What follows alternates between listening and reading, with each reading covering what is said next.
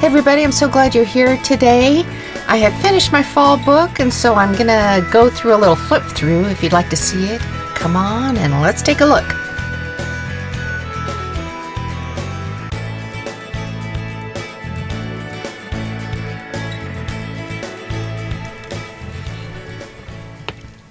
So for this book, it was inspired by this pad of paper that I got from Michaels. It's one of their papers that you could get at 70% off, right? So it's like, what a steal.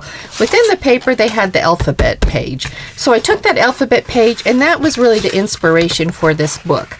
So I have the alphabet on every page, so I can write Thanksgiving things, grateful things, whatever I want to write, right? My book is 8.5 by 5.5. The base of the book is just a craft paper that's been folded in half, and so that's the size of my book. For my book, I wanted it to have an eclectic feel, but yet a calm feel. So on the front of the book, I've got all kinds of different thing collage on to create a lot of texture and a lot of feel, but I kept the colors muted so that it would read as one page. So this is like texture paste here, and then I have a lot of lace and just a variety of things, right, to create texture. On my spine, I have the lace, pretty ribbon, and then buttons. Buttons are always fun. And on my back, once again, I did the same thing like I was doing on the front, just trying to create a lot of texture, things of interest, but have it read as one page with it being one muted color. Okay, let's take a look on the inside. I have my Hug Snug ribbons with little buttons on the ends of it. And here we go. So to start off, I have a little bit of just interest. My goal was to keep everything in this book simple, but it didn't end up always so simple. So here's my first page that was going to be very simple, but as you can see, I made a whole little collage type little thing there, but I like it. So let's turn the page and start taking a look. Here's for the letter A, a pocket. So see, it's simple, it's muted, it's a calm color going on through. I did little stampings on the page just to create a little bit more interest too. A couple of pockets. I love this one. It's just has that shabby chic kind of feel to it. E for envelope.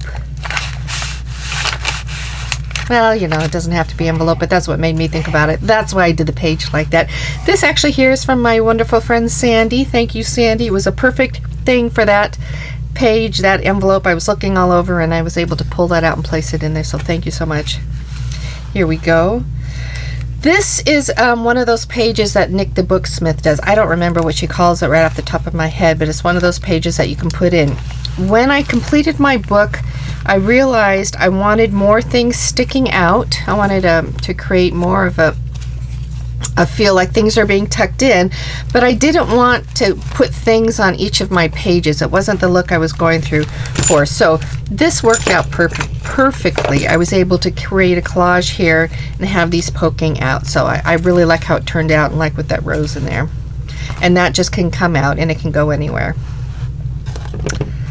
Okay, there's another pocket. Another one. This was from that,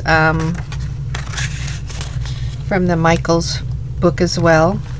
Most of the papers in here are from the Michaels books. At least I tried to do that, to just keep it simple, although this one is a Tim Holtz. And a little pocket with the letter K. So here's another one of these. I should point out on this one too, this little bit here, I just received a box from my friend Lucy, and I put that on there too. That was from Lucy. I wanted just to point that out because she sent me the most incredible box, just full of incredible things, and I had pretty much completed my book, and I looked for something that I could put in there because I wanted something in there that was from her. So another collage page, just trying to keep it simple, and on the back even more simple so the eye has a time to rest. Here's a cute little pocket, and this actually is from my friend Mimi. Thank you, Mimi. Worked perfectly there. Mimi. That's how my brain works. A little tuck with a belly band, and I love these. These turned out great. This is an old punch I have, and I wasn't even sure if those would come out of it. That type of a punch, you know. Flips up. Another little page. Sweetness. So I did coffee dye my paper, but I played with the coloring because I didn't want it that earthy brown color. I wanted it to have a little bit more of a rusty color to it. So I'm really happy with how the color turned out. So this is a little tiny flip out. This does also flip up if I wanted to. This comes up, a little tag, and we're at the end here. This is a tag that I made at a top tuck. There's a letter T, little pocket. And of course all these pages are able to be written on. This is just a pull up as well. A little tuck here. This is one of the, that was the negative part of the punch. And I made the vintage tape. I don't know if you've seen that around. I really liked the look. It was a perfect thing that I needed for this book, so I was very happy with that. Bunch of little things that pull out here by the letter Y. Here's Z at the end of my book. And I have to tell you, as I was making it, I did end up ripping out several pages because they were just getting too busy and they were having too much color. I actually had this pocket earlier in the book, and I just thought it just didn't go with the flow of how I wanted the book. I did end up using it at the end here by this craft paper, and I thought that was okay. Anyway, this comes out, and I have another little envelope here I can do stuff with, and then I'm at the end of my book. I hope you liked my book.